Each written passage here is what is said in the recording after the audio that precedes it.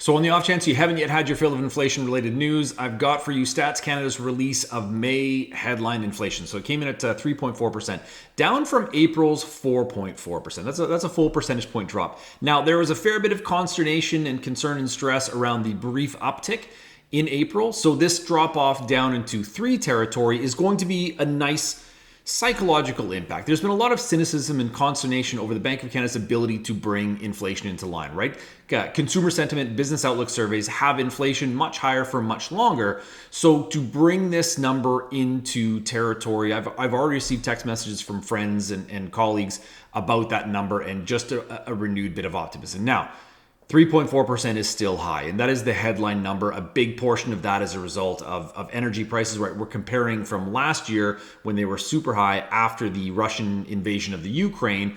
But more broadly, the core numbers have also dipped down to that 3 territory, right? So 3.6 and 3.9 respectively, which is going to be a little bit of good news for the Bank of Canada. Now, as far as what they do on July 12th, I don't think this in and of itself is enough to sway them off increasing rates again. That is currently, the dominant expectations. They probably will go at least one more time. However, there are still a few data releases between now and then that may change that outlook, right? So this coming Friday, we get an updated version of that same business outlook and consumer sentiment survey.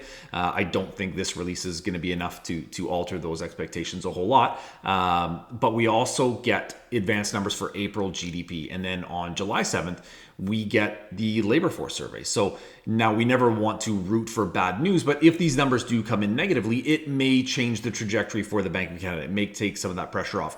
They are going to be very cautious here, right? They lost a lot of credibility. We're still hurting. Our trust issues live on from being told rates were going to stay low for a long time and then facing the steepest rate tightening cycle of the last 30 years. So the Bank of Canada is in a bit of a precarious position. They do not want to lose any more credibility, so they cannot afford any missteps. So they will err on the side of caution. That is to say, they will either increase or keep rates higher for longer to make sure inflation is snuffed out in its entirety. So that's going to be something that we're all going to be wanting to pay attention to. Now, we know that the pain is being felt broadly across many different sectors. We know that there is more to come, which then will result in the Bank of Canada having some eased pressure and looking to lower interest rates, but not in the immediate future. So predictions as to when is anyone's guess at this point.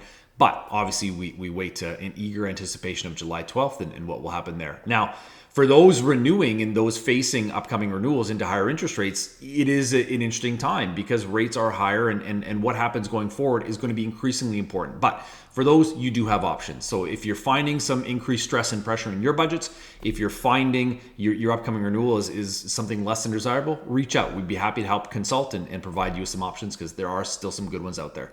Hope all is well. Take care out there.